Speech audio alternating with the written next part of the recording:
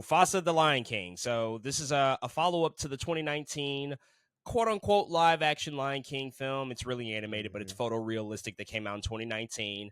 Hugely popular sort of adaptation of the original 1994 film. The 2019 film went on to gross somewhere in the neighborhood of $1.6 billion. It was a Wow. smash hit at the box office. Obviously, The Lion King has a huge reputation. It's been revered ever since it was released back in 1994. It's become a franchise in and of itself. There's the Broadway show, there's been sequels, spin-offs, soundtracks, all sorts of merchandise.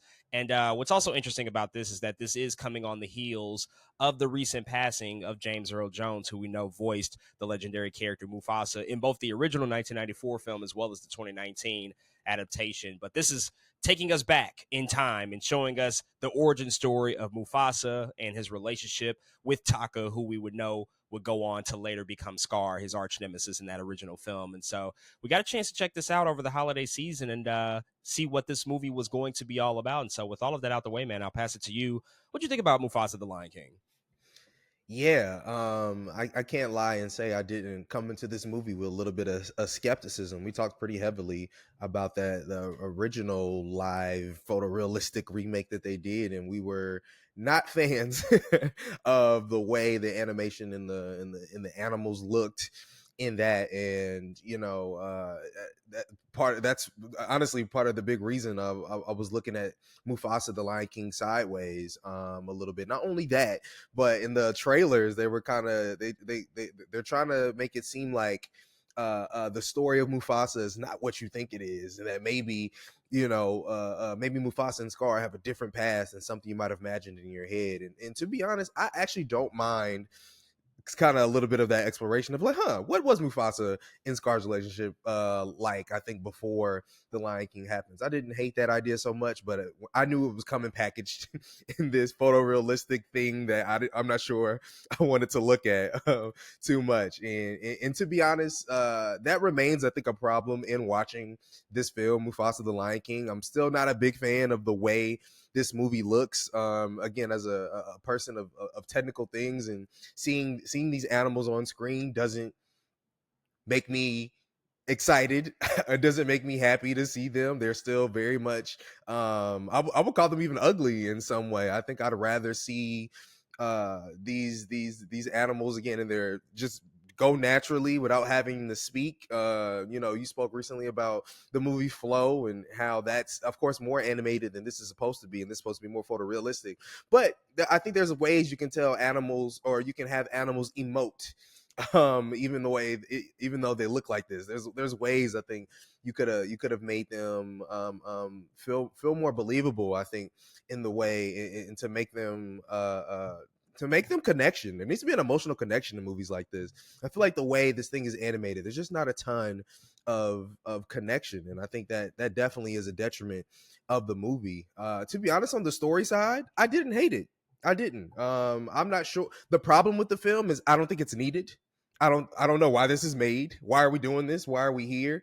But I think overall, in the grand scheme, I was like, I didn't hate the story. By the end of it, I was like, oh, this is an okay kind of prequel little story of what's going on here. And so yeah, for that reason, I was like, I hate the way it looks, but I don't hate the story. And in a lot of ways, it just makes me go, that's fine. But we still didn't need whatever this project is. There's some moments where the voice acting can be a little weird, but I think overall everybody did a pretty good job. Anne Pierre, Kevin Harrison Jr., they did fine.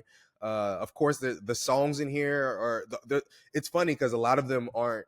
It's hard to care about them because they're being sung by these photorealistic lions. So you're like, okay, that was a song, I guess. But I do think it's funny that the Brother song has blown up on TikTok. It is kind of a funny song when you think about it. Even in the movie, I was like, oh wow, this is definitely memeable. I see why everybody is kind of memeing this song. But overall, man, a movie that it just exists and probably shouldn't, but here we are. It's ugly, but I don't hate the story. It just ends up being, I think, another one of those movies that everybody's going to forget about. Probably, if you haven't forgot about it already, you're going to forget about it in the next couple weeks, and that's where it lies. Wow. I I don't know where to pick up regarding this movie. Maybe I'll start with just a little background context if I've not stated it before. I'm a massive fan of the original Lion King film, the animated film from 1994. It's the first movie that I ever saw in a movie theater. I've always been a fan. I've always supported the franchise. It's always been a special film to me. Yeah. The 2019 film comes along, and I think it's an abomination. I think it's all the worst things about Hollywood. It represents just the nadir of creativity or lack thereof that we've been experiencing for quite some time with a lot of these major studios. Mm-hmm. The announcement of Mufasa pissed me off because it just signaled that we were going to do this again, and we were going to use the same style of presentation and filmmaking to tell this story. Now, I am not a fool. It was always inevitable that they were going to figure out a way to make another one of these movies because the first one made $1.6 billion at the box office. There's no way that they're not going to find some way to continue the story to make as much money as they can. So I understood that as soon as it became successful. That being said, after seeing Mufasa the Lion King, I just truly don't understand how people can like this shit. I don't understand how people can enjoy what they're putting out with these movies. It just does not make sense to me. It doesn't register for me. It never will. And I have no fear to get on here and say this, that this is just a flat out bad movie once again, in the very same vein that the 2019 film was a bad movie. And I'm just like, here we go again, 5 years later, 6 years later, just making the same mistakes, repeating the same formula from the studio that has perpetuated some of the worst trends in Hollywood that we've seen. I mean, remake after remake, sequel after sequel, reboot after reboot, spinoff after spinoff. Like, it just goes on and on and on and on and on again. And they're taking a story, which in and of itself does have creative potential, and they just throw on this terrible looking photorealistic Nat Geo bullshit filter on top of it. And I just cannot understand how people can actively enjoy this. It just doesn't make any sense to me. I just don't. I don't feel that this is worth anybody's time. I'm not a stubborn guy. I can be convinced otherwise. So I would love for somebody to explain it to me. I would love for somebody to be like, this is the merit of these films. This is why they work.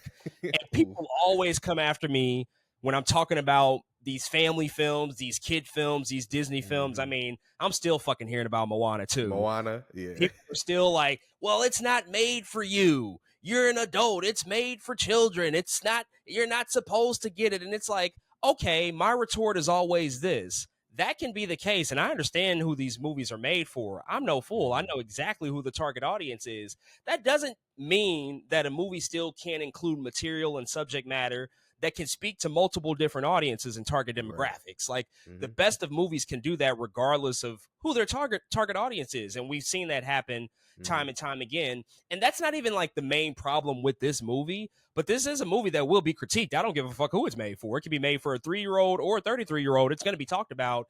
And ultimately, this is just one of those corporate products where you can feel Disney working with Barry Jenkins, probably really just demanding him to have a checklist of things they needed to make sure were included in this movie.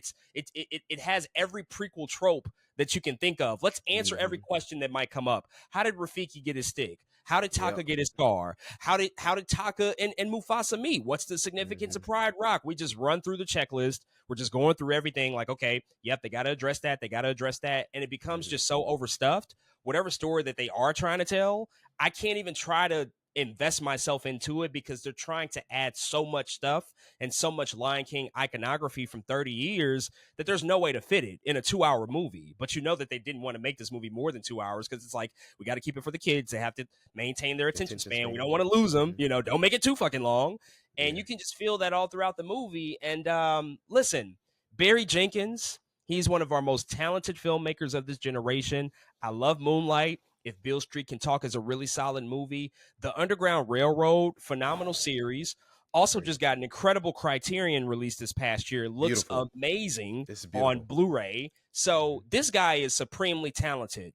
And I'm never saying any of these criticisms directly at him because I just understand how things go. And I understand my guy probably got paid a very, very healthy bag. And I'm always here for that. Get your money, my guy, because a lot of those other projects that you've taken on so far probably Mhm. didn't pay that well. Those were stories that you just wanted to tell.